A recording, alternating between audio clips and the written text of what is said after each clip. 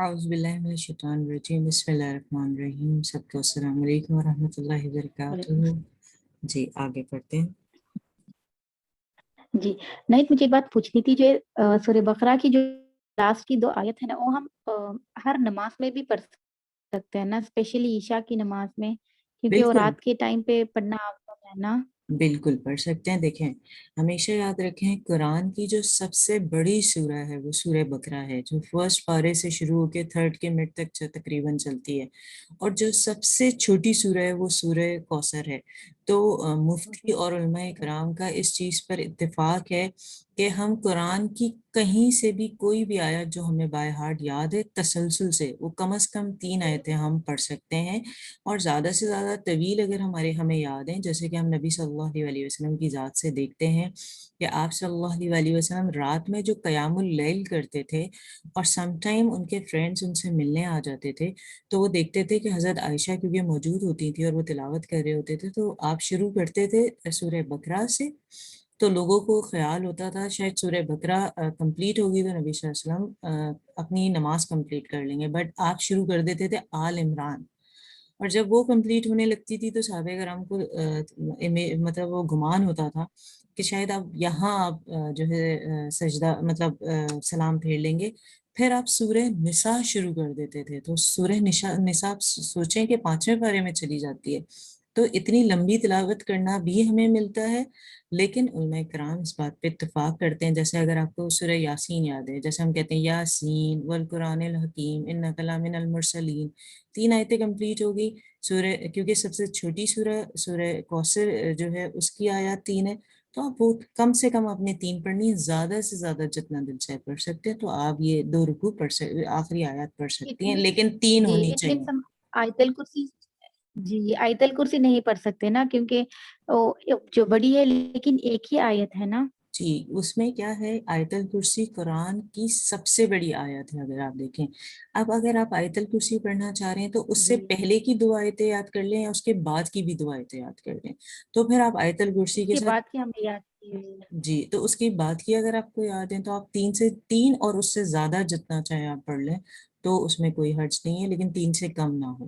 تو آیت الکرسی کیونکہ ایک ہی آیت ہے، اور اسی طرح آپ نے آخری 2 آیتیں جو ہیں سورہ بقرہ کی جو گئی، اس میں بھی آپ کو ایک اس سے پیچھے والی ملانی ہوگی تاکہ 3 ہو جائیں، تو آپ اس کے تسلسل میں پھر پڑھ سکتے ہیں، اس میں کوئی حرج نہیں ہے۔ جی جی جزاک اللہ۔ تم چلو۔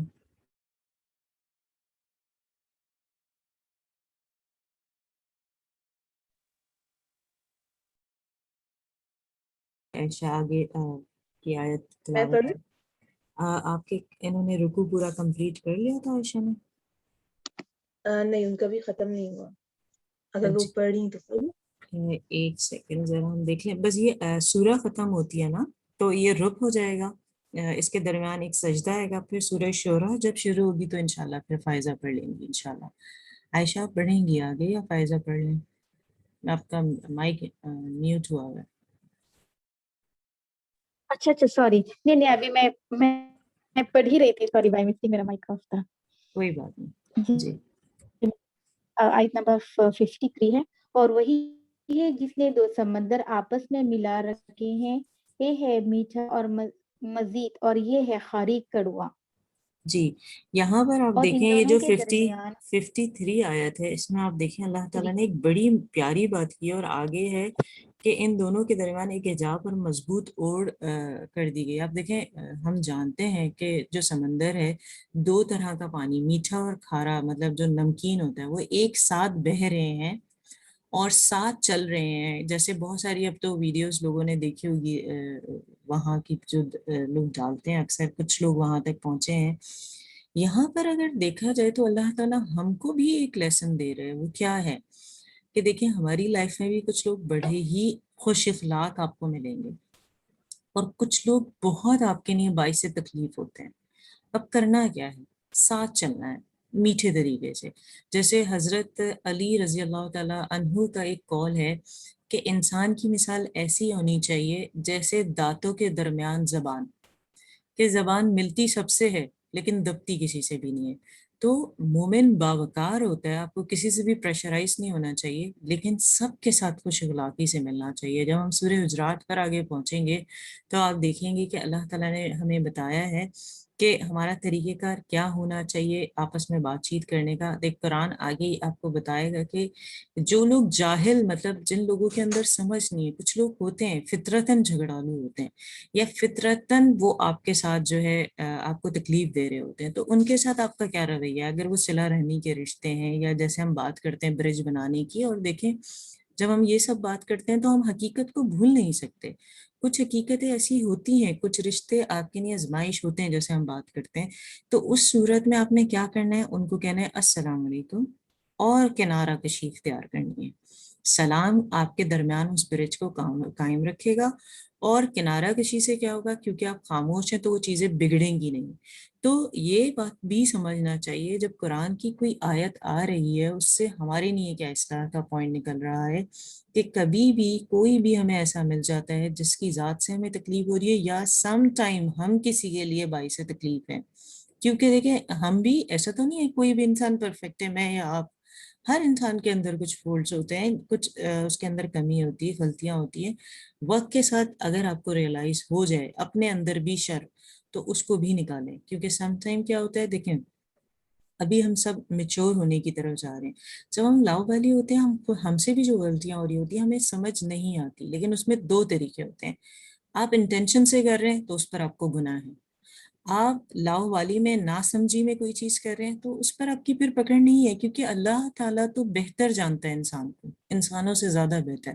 تو ہمیشہ کوشش کریں آپ کی ذات سے لوگوں تک صرف خیر جائے, شر نہ جائے. ایون آپ اپنی جب خوشیاں ان رشتوں میں تقسیم کرنا شروع کر دیتے ہیں تو خیر خود ہی پھیلنا شروع ہو جاتی ہے. جی آگے بڑھیے.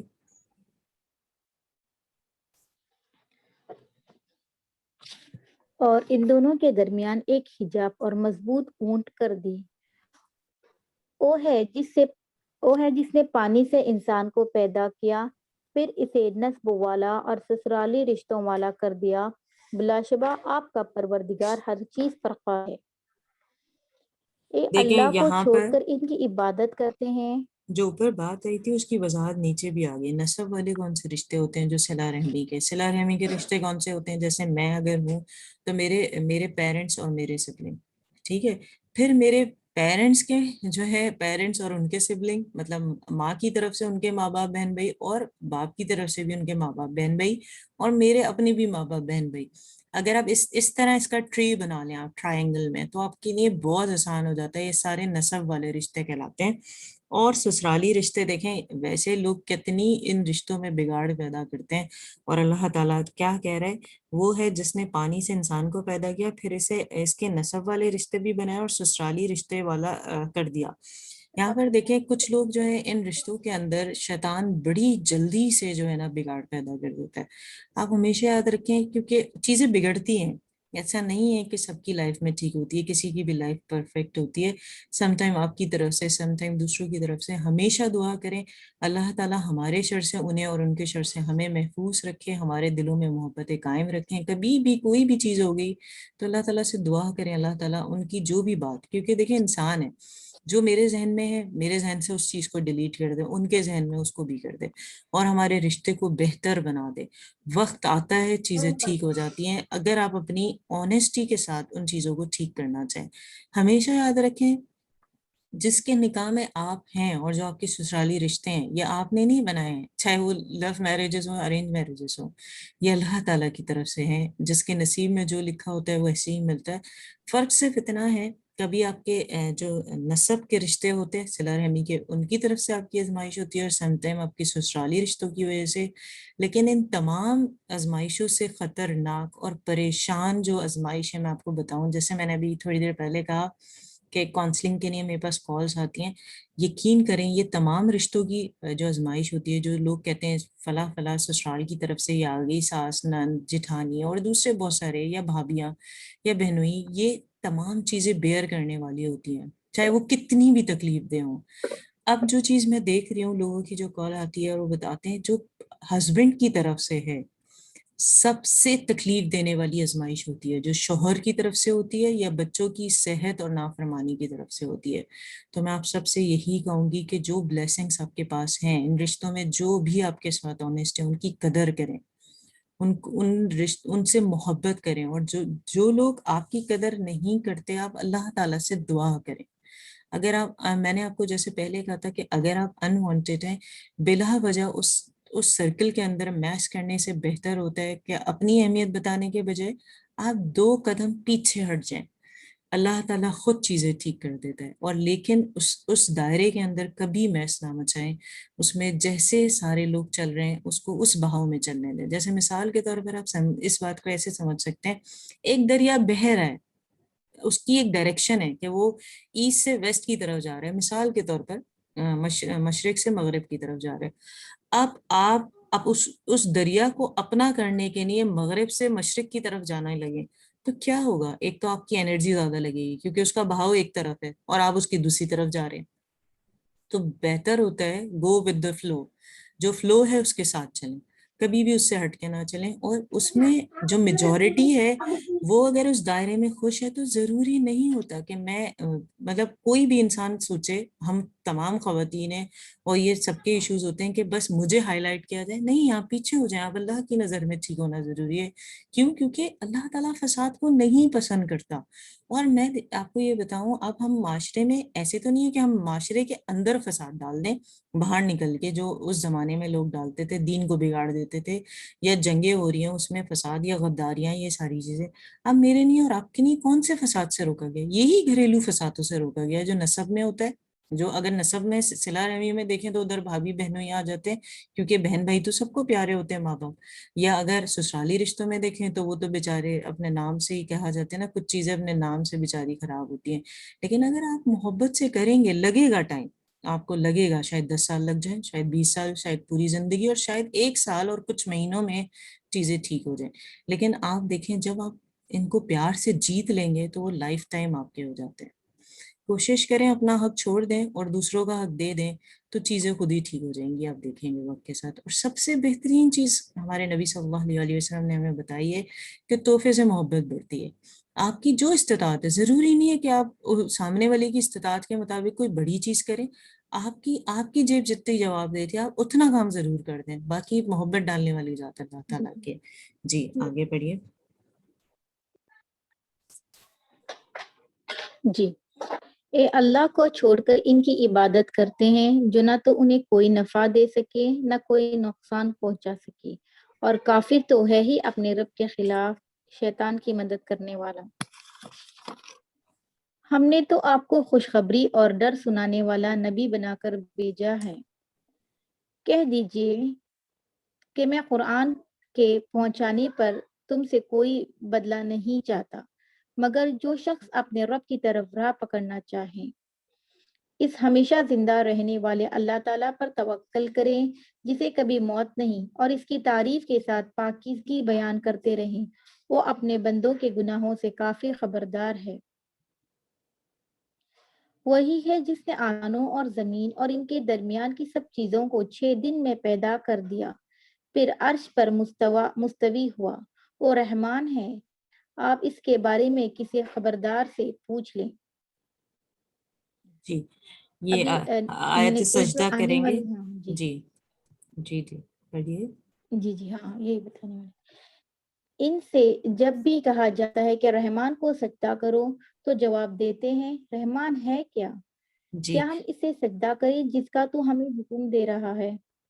جی یہ ہم سجدہ تلاوت اور کرتے ہیں، اس کے بعد اس کی وضاحت کرتے ہیں. اور اس نے ان کی نفرت میں مزید اضافہ کر دیا.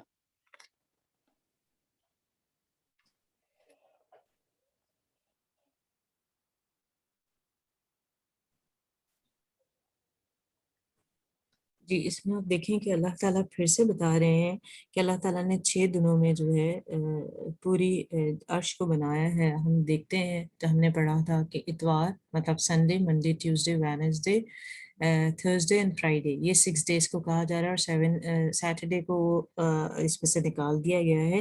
اور یہاں پر یہ بھی بتایا جا رہا ہے کہ ہمیں سجدہ جو کرنا ہے وہ رحمان کو کرنا ہے، اور کہا جا رہا ہے کہ وہ رحمان ہے. مطلب اللہ تعالیٰ کو، جیسے اس دن میں نے آپ کو بتایا تھا، کبھی خدا نہیں کہنا چاہیے. اگر آپ اللہ کہتے ہیں اچھی بات ہے، لیکن اگر آپ رحمان، رحیم، حمید، اس کے 99 نام جو ہم یاد کریں بائی ہارٹ، ان میں سے کسی سے بھی پکاریں تو اس کو اچھا لگتا ہے. لیکن اس کے علاوہ جو من گھڑت خود ہی ایسے نام ہیں اللہ تعالیٰ سے جو جوڑ دیے گئے، وہ ان میں سے کوئی نام اس کا نہیں ہے. یہاں تک کہ خدا بھی کہنا، ایون خدا حافظ بھی کہنے سے آپ گریز کریں تو بہتر ہے، کیونکہ اللہ کا نام اللہ ہی ہے. اور جیسے کہ میں نے آپ کو پہلے بھی بتایا تھا کہ اللہ میں سے الف نکال دیں تو للہ ہو جاتا ہے، لام نکال دیں تو لاہو ہو جاتا ہے، پھر ایک اور لام نکال دیں تو ہو ہو جاتا ہے. اور ہر لیٹر نکالنے کے بعد نام اللہ ہی رہتا ہے. ہو کی ضمیر بھی ہی کی طرح اللہ ہی کی طرف جاری ہوتی ہے، اشارہ اس کا اللہ تعالیٰ کی طرف ہی ہوتا ہے. تو یہاں ہمیں سمجھ آیا کہ ہم انشاءاللہ اللہ کا نام اللہ ہی لیں گے، یا اس کے 99 ناموں میں سے کسی نام سے اللہ تعالیٰ کو پکاریں گے. جی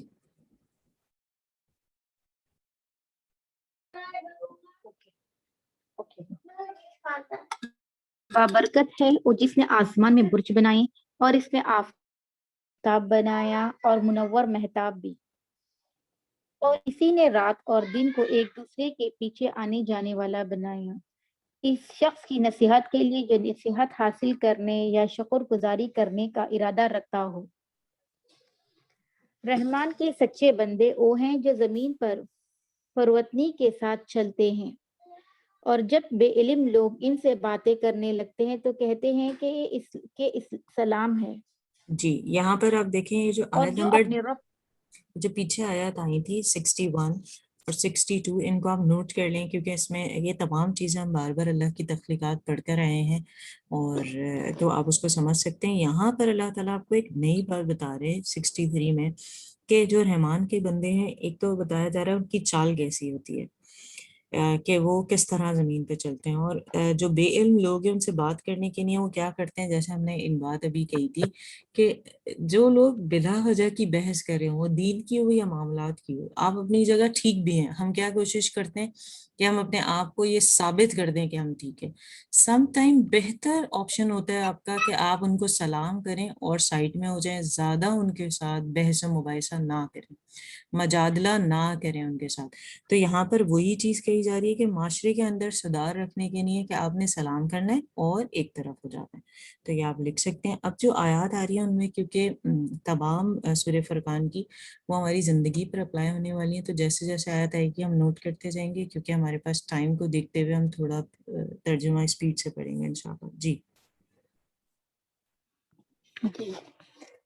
اور جو اپنے رب کے سامنے سجدے اور قیام کرتے ہوئے راتیں گزار دیتے ہیں، اور جو یہ دعا کرتے ہیں کہ اے ہمارے پروردگار، ہم سے دوزخ کا عذاب پرے ہی پرے رکھ، کیونکہ اس کا عذاب چمٹ جانے والا ہے. یہ دعا ہے، اسے آپ نوٹ کر لیجئے. آیت نمبر جو ہے 65 ہے، اور یہ جو آیت 64 تھی اس میں مومنوں کی صفات بتائی جا رہی ہے. وہ کیا کرتے ہیں، وہ رکوع اور قیام کرتے ہیں، سجدہ اور قیام کرتے ہیں. تو کیونکہ ابھی رمضان ہے، ہم نے زیادہ سے زیادہ کوشش کرنی ہے ہم تہجد بھی پڑھیں، فرض نمازوں میں سنت نفل کا تو اہتمام کریں. سنت میں ہم کیا کرتے ہیں، سنت موقعہ پڑھ لیتے ہیں، غیر موقعہ رہ جاتی ہیں. ہم نے کوشش کرنی ہے پوری نمازیں پڑھیں، اور ساتھ میں تہجد کا ضرور اہتمام کریں. ہم اشراق اور چاش کی نماز کا اہتمام کریں، اوابین کا اہتمام کریں، اور صلاۃ التسبیح کا، کیونکہ یہی نمازوں کی حالت میں ہم سجدہ اور قیام دونوں چیزیں کرتے ہیں، اور مومنوں کی یہ صفت ہے، تو ہم اس کی انشاءاللہ پوری کوشش کریں گے. جی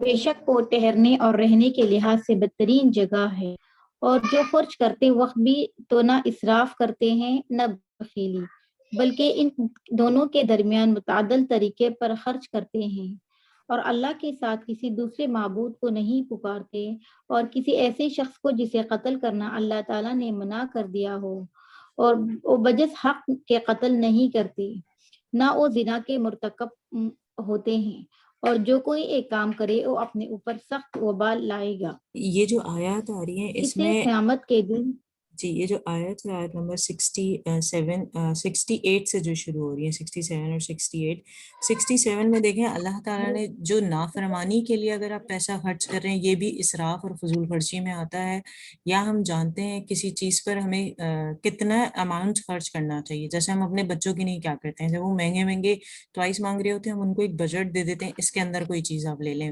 اعتدال کے ساتھ.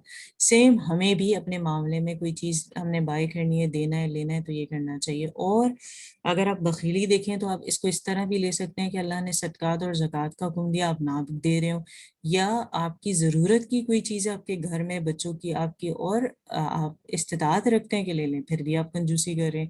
تو اللہ تعالیٰ جمیل ہے، خوبصورت ہے، اور وہ لوگوں کو اس کی خوبصورتی کے ساتھ دیکھنا پسند کرتا ہے. اگر اس نے آپ کو اپنی نعمت دی ہے تو آپ اس کا استعمال کریں جائز طریقے سے، لیکن اس میں وہ نہیں ہونا چاہیے اسراف.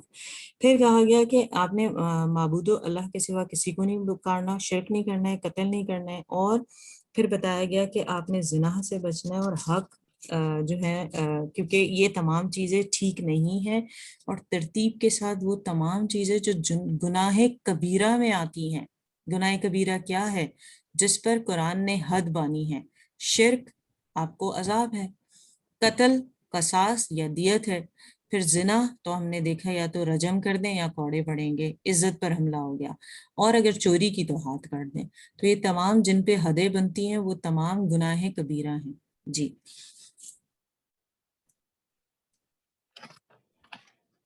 اسے قیامت کے دن دوہرا عذاب کیا جائے گا اور وہ ذلت و خواری کے ساتھ ہمیشہ اسی میں رہے گا، سوائے ان لوگوں کے جو توبہ کرے اور ایمان لائے اور نیک کام کریں. ایسے لوگوں کے گناہوں کو اللہ تعالیٰ نیکیوں میں سے بدل دیتا ہے. اللہ بخشنے والا اور مہربانی کرنے والا ہے. یہاں میں ایک بات پتہ چلی، اور گناہ جو شخص کتنا بھی بڑا ہو، کتنا بھی بڑا، جن پہ حدیں بھی بن رہی ہیں، گناہ کبیرہ بھی ہے. ابھی آپ کی سانسیں چل رہی ہیں، آپ نے معافی مانگ لی اور توبہ کر لی اور اپنی اصلاح کر لی تو وہ گناہ معاف ہو جاتا ہے. جی اور جو شخص توبہ کرے اور نیک عمل کرے تو حقیقتاً اللہ تعالیٰ کی طرف سچا رجوع کرتا ہے. اور جو لوگ جھوٹی گواہی نہیں دیتے اور جب کسی لغو چیز پر ان کا گزر ہوتا ہے تو شرافت سے گزر جاتے ہیں، اور جب انہیں ان کے رب کی کلام کی آیتیں سنائی جاتی ہیں تو اندھے بہرے ہو کر ان پر نہیں گرتے، اور یہ دعا کرتے ہیں کہ اے ہمارے پروردگار، تو ہمیں ہماری بیویوں اور اولاد سے آنکھوں کی ٹھنڈک عطا فرما اور ہمیں پرہیزگاروں کا پیشوا بنا. 74 آیت آپ نوٹ کر لیں، یہ آپ کے گھر میں شوہر بیوی کے لیے اور بیوی شوہر کے لیے، اور بچوں کے ساتھ یہ دعا سب سے بہترین دعا ہے. جی ازواج کے ساتھ. یہی وہ لوگ ہیں جنہیں ان کے صبر کے بدلے جنت کے بلند و بالا خانے دیے جائیں گے، جہاں انہیں دعا سلام پہنچایا جائے گا. اس میں یہ ہمیشہ رہیں گے. وہ بہت ہی اچھی جگہ اور عمدہ مقام ہے. کہہ دیجئے اگر ہماری دعا التجا پکارنا نہ ہوتی تو میرا رب تمہارے متعلق پرواہ نہ کرتا. ہم تو جھٹلا چکے، اب عنقریب اس کی جزا تمہیں چمٹ جانے والی ہوگی. جی الحمدللہ ہمارا رب یہاں ہو گیا ہے. اب فائزہ پڑھنا چاہتی تھی، اب آپ آگے پڑھ سکتی ہیں. نیکسٹ جو سورہ ہے سورہ شورہ شروع ہو رہی ہے. اس کی آیات اگر ہم دیکھیں تو 227 ہے، رکوعات اس کے 11 ہیں، اور یہ مکی سورہ ہے. جب نبی صلی اللہ علیہ وسلم مکے میں تھے تب نازل ہوئی تھی. جی جی ہاں، بسم اللہ الرحمن الرحیم. تسیم، یہ وعدہ کتاب کی آیات ہے. اے نبی، شاید اس غم سے کہ وہ لوگ ایمان نہیں لاتے آپ خود کو ہلاک ہی کر لیں گے. اگر آپ چاہیں تو آپ ان پر آسمان سے کوئی نشانی اتار دیں، پھر اس کے آگے ان کی گردنیں جھکی ہی رہ جائیں گی. اور رحمان کے پاس سے جو بھی کوئی نئی نصیحت آتی ہے تو وہ اس سے منہ موڑ لیتے ہیں. چنانچہ یقیناً وہ جھٹلا چکے، لہٰذا ان کے پاس اس کی خبریں آئیں گی کہ جس کا وہ مذاق اڑاتے ہیں. کیا انہوں نے زمین کو نہیں دیکھا کہ ہم نے اس میں ہر قسم کی کتنی ہی حمد و چیز اگائی ہے. بلا شبہ اس میں عظیم نشانیاں ہیں اور ان میں سے اکثر ایمان لانے والے نہیں. اور بے شک آپ کا رب وہی ہے غالب، بہت رحم کرنے والا. جی اور اس کی یاد کرے اس کی آیت نمبر 3 آپ نوٹ کر لیجئے، جو سب سے امپورٹنٹ ہے. کیا کہا جا رہا ہے؟ لعلک باخع نفسک الا یکون مؤمنین، ان کے ایمان نہ لانے پر شاید آپ تو اپنی جان کھو دیں گے. یہاں دیکھیں ایک مبلغ کا طریقہ کار بتایا جا رہا ہے، جو دائی ہے، جو قرآن کا ٹیچر ہے، جو قرآن کی تعلیم دینے والا ہے، اس کا دل کیسے اندر سے وہ ہوتا ہے، تکلیف دہ ہوتی ہے کہ اگر وہ خیر پھیلا رہا ہے اور سامنے والا اس چیز پر عمل نہ کرے یا اس چیز کو فالو نہ کرے، تو اس کی جو کیفیت ہے، نبی صلی اللہ علیہ وسلم کی کیفیت ادھر بتائی جا رہی ہے. کیونکہ ہمارا کام انبیاء کا کام ہے جو قرآن سکھانے والے ہیں. تو یہاں بتائی جا رہی ہے کہ اگر آپ کی ایسی کیفیت ہے تو اس کے لیے اللہ تعالیٰ بتا رہے ہیں یہ تو اتنے ناشکرے ہیں کہ ان کو آپ بڑے بڑی جو ہے نعمتیں اللہ تعالیٰ کی لا کے دکھا دیں معجزوں کے ساتھ، تب بھی جنہوں نے نہیں مان لانا وہ نہیں مان لائیں گے. جی ایک سیکنڈ. چنانچہ یقیناً وہ جھٹلائیں گے، لہٰذا جب ان کے پاس اس کی خبر آئے گی کہ جس کا وہ مذاق اڑاتے تھے، کیا انہوں نے زمین کو نہیں دیکھا کہ ہم نے اس میں ہر قسم کی کتنی ہی حمد و چیزیں اگائی ہیں؟ بلا شبہ اس میں عظیم نشانی ہے اور ان میں سے اکثر ایمان لانے والے نہیں. اور بے شک آپ کا رب وہی ہے، غالب، بہت رحم کرنے والا. اور یاد کریں جب آپ کے رب نے موسیٰ کو پکارا کہ تو ظالم قوم کے پاس جا، یعنی قوم فرعون کے پاس، کیا وہ ڈرتے نہیں؟ موسیٰ نے کہا، اے میرے رب، بے شک میں ڈرتا ہوں کہ وہ مجھے جھٹلا دیں گے، اور میرا سینہ تنگ ہوتا ہے اور میری زبان نہیں چلتی، لہٰذا تو ہارون کی طرف بھی وہی بھیج، اور ان کا میرے ذمے ایک گناہ جرم ہے، لہٰذا مجھے خوف آتا ہے کہیں وہ مجھے قتل ہی کر دیں. فرمایا، ہرگز نہیں، چنانچہ تم دونوں ہماری نشانیوں کے ساتھ جاؤ، یقیناً ہم تمہارے ساتھ سننے والے ہیں. جی چنانچہ تم دونوں یہاں پر اگر آپ دیکھیں کہ اللہ تعالیٰ نے جب حضرت موسیٰ علیہ السلام کو بلایا، جیسے ہم حضرت موسیٰ علیہ السلام کا جو واقعہ ہے وہ کئی بار پڑھ چکے ہیں، اور ہم جانتے ہیں کہ حضرت موسیٰ جو ہیں وہ فرعون کے محل میں ہی انہوں نے پرورش پائی اور وہ شہزادوں کی طرح ہی پلے.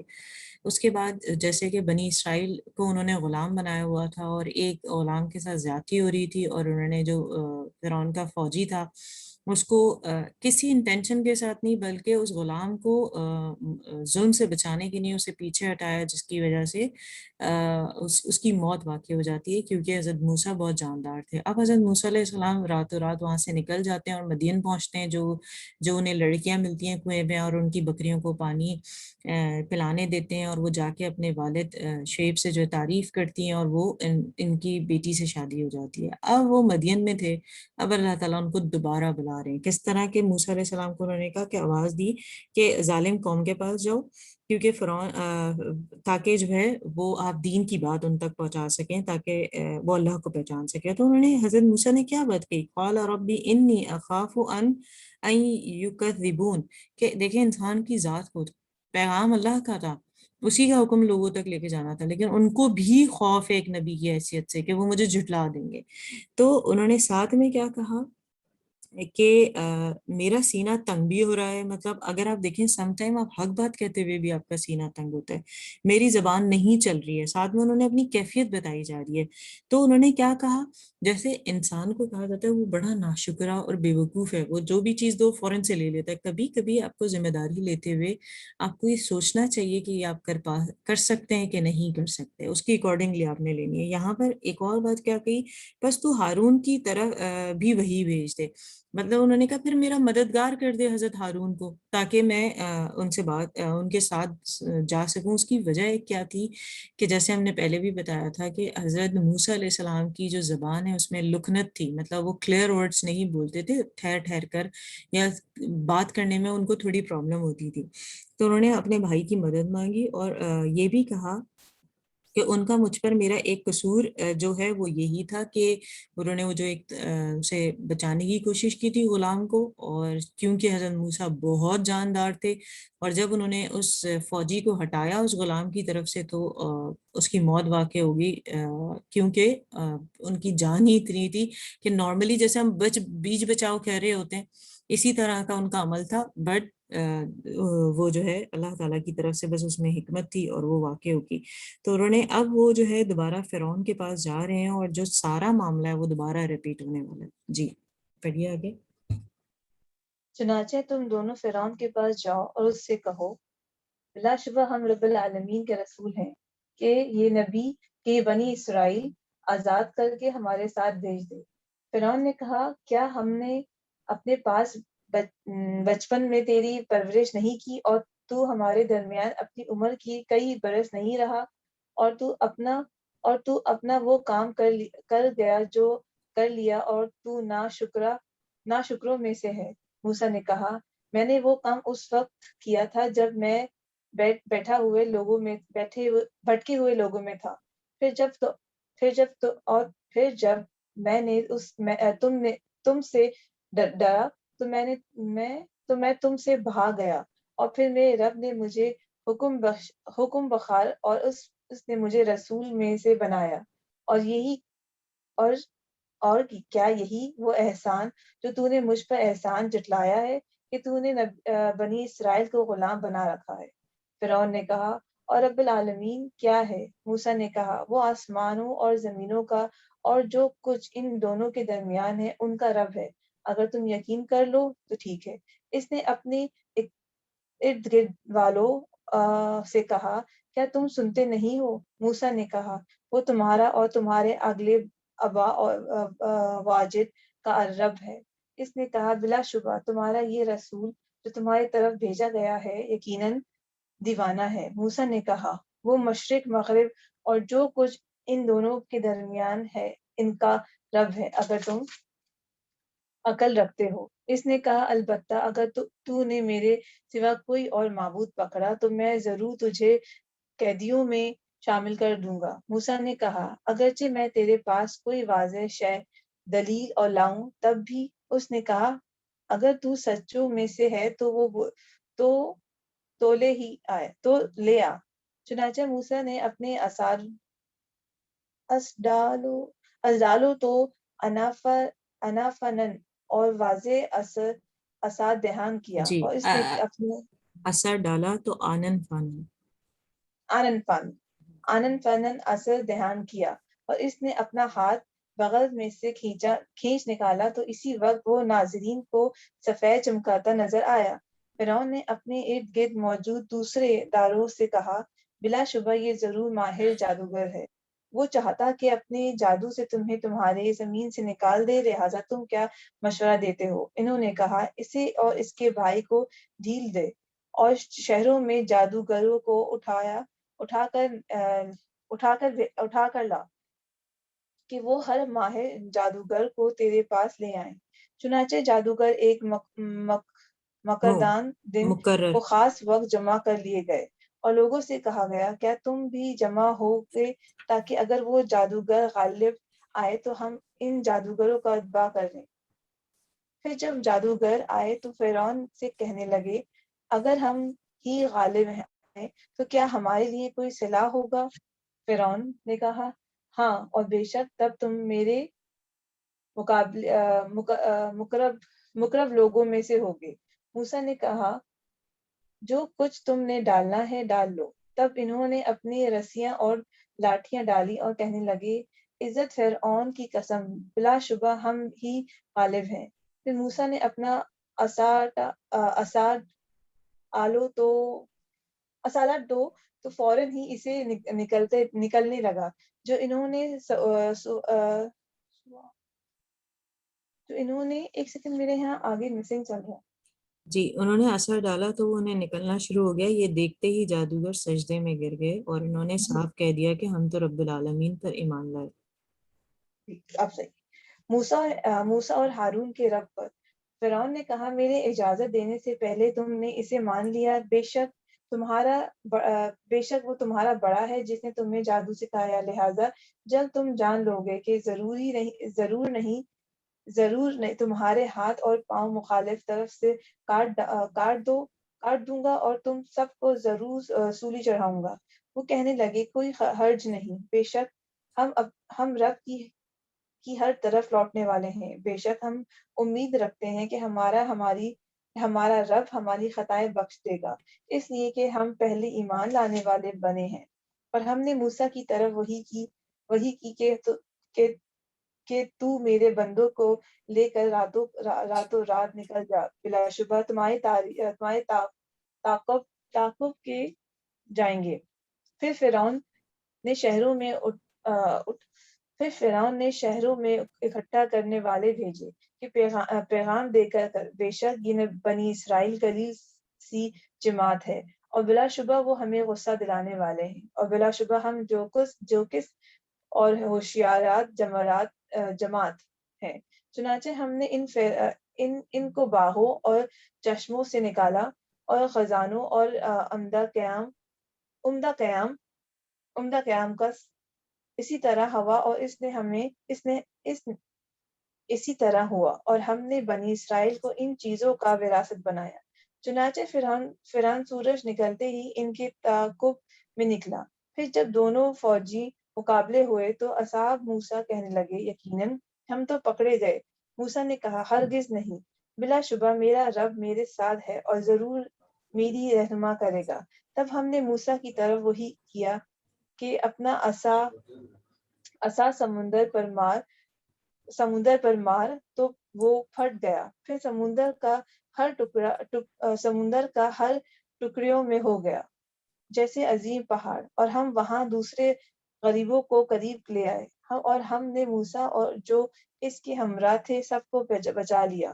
پھر ہم نے دوسروں کو غرق کر دیا۔ بلا شبہ اس میں عظیم نشانیاں ہیں، اور ان کے اکثر مومن نہیں ہیں، اور بے شک آپ کا رب وہی ہے، غالب، بہت رحم کرنے والا۔ اور ان کفار کو ابراہیم کی خبر سنا جب اس نے اپنے باپ اور اپنی قوم سے کہا، تم کیا پوچھتے ہو؟ وہ کہنے لگا، ہم بت پوچھتے ہیں، اور ہم ہمیشہ انہی کے بچاری رہیں گے۔ ابراہیم نے کہا، کیا وہ تمہیں سنتے ہیں جب تم انہیں پکارتے ہو؟ کیا وہ تمہیں نفع دیتے ہیں یا ضر پہنچاتے ہیں؟ انہوں نے کہا، نہیں، بلکہ ہم نے اپنے باپ دادا کو پایا وہ اسی طرح کرتے تھے۔ ابراہیم نے کہا، کیا بلا دیا تم نے جن کو تم نے پوچھتے آ رہے ہو، تم اور بلا تمہارے دیا آگے جی۔ بلا دی۔ ابراہیم نے کہا، کیا بلا دیا تم نے جن کو تم پوچھتے آ رہے ہو، تم اور تمہارے اگلے باپ دادا؟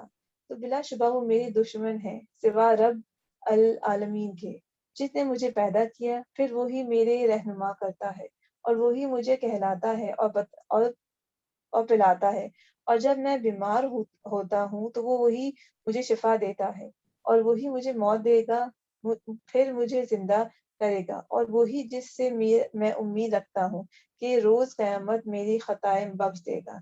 اے میرے رب، مجھے حکمت عطا فرما اور مجھے صالحین کے ساتھ ملا، اور بعد والوں میں میرا ذکر خیر جاری رکھ، اور جی مجھے نعمتوں جی، اس میں اگر آپ دیکھیں جو حضرت موسیٰ علیہ السلام کا واقعہ تھا وہ ہم کئی بار پڑھ چکے، اور تسلسل سے قرآن نے اس کی وضاحت کر دی کیونکہ قرآن کے اپنے الفاظ تھے۔ اب حضرت ابراہیم علیہ السلام کی بات آ رہی ہے، وہ اپنے باپ سے پوچھ رہے ہیں، تم کیا کر رہے ہو؟ وہ کہہ رہے ہیں ہم تو بتوں کو پوچھ رہے ہیں۔